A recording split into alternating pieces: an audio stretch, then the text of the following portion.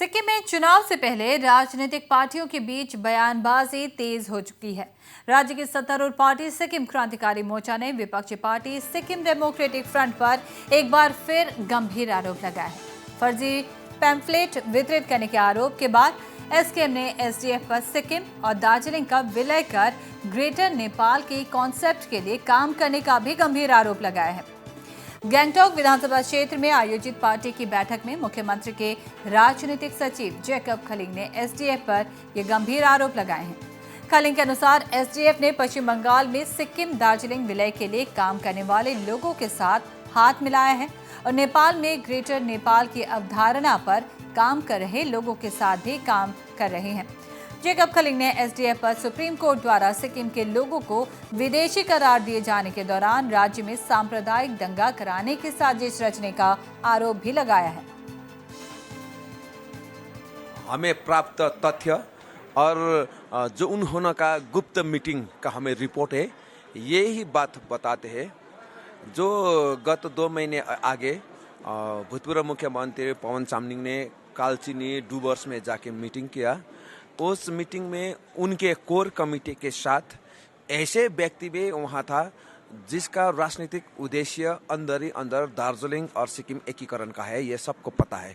उनसे मिलना और उनके साथ दिन भर का मीटिंग करना, ये हमें शंका लगता है कि दार्जिलिंग सिक्किम विलय अब पवन चामलिङ के मस्तिष्क में भी घुस गया है। और नेपाल आने पर मेरा पुरखा का घर आया, अपना घर आया, ये अनुभव होता है। कहना कहीं ये ग्रेटर नेपाल का एक सुनियोजित षड्यंत्र का पार्ट तो नहीं है पवन चामलिङ, हमें ये शंका लगता है। और इस खबर पर हमें ज्यादा जानकारी दे रहे हैं हमारे संवाददाता प्रकाश अधिकारी। प्रकाश, सबसे पहले तो आपसे जानना चाहेंगे कि आखिर ये पूरा मामला क्या है?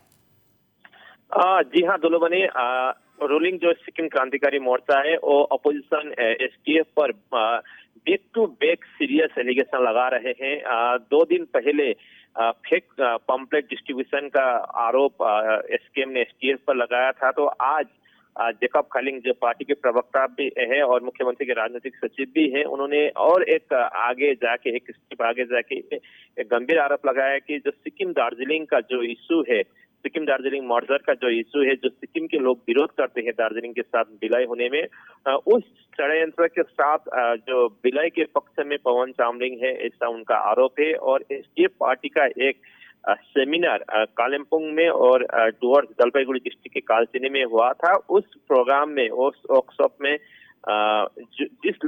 जिन लोगों ने वहां पर रिसोर्स पर्सन के रूप में काम किया था, वो लोग सिक्किम दार्जिलिंग विलय के पक्ष के लोग थे, ऐसा जैकब खलिंग का आरोप है। और उन लोगों के साथ इसका वीडियो एविडेंस होने का बात भी जैकब खलिंग ने बताया है। और पवन चामलिङ 2 साल पहले जब नेपाल गए थे, तब उन्होंने जो लोग ग्रेटर नेपाल का बात करते हैं, पश्चिम बंगाल के दार्जिलिंग, कालिम्पोंग और सिक्किम को मिला के जो ग्रेटर नेपाल का एक कंसेप्ट नेपाल में है, उस कंसेप्ट में काम करने वाला लोगों के साथ भी पवन चामलिङ ने मुलाकात किया है, ऐसा गंभीर आरोप एसकेएम की ओर से एसडीएफ को लगाया गया है। मगर इस आरोप के आधार पर इस आरोप में अब एसडीएफ पार्टी का क्या रिएक्शन होगा और देखने वाली बात होगी। मगर जो आरोप है ये सीरियस एलिगेशन है, सीरियस आरोप है। और इस पर जो सिक्किम के चुनाव के पहले ऐसा गंभीर आरोप लगना एक अपोजिशन पार्टी के लिए एक अच्छी खबर नहीं है। और इसमें एसडीएफ पार्टी अब क्या प्रतिक्रिया देगी वो देखने वाली बात होगी। दुलोमनी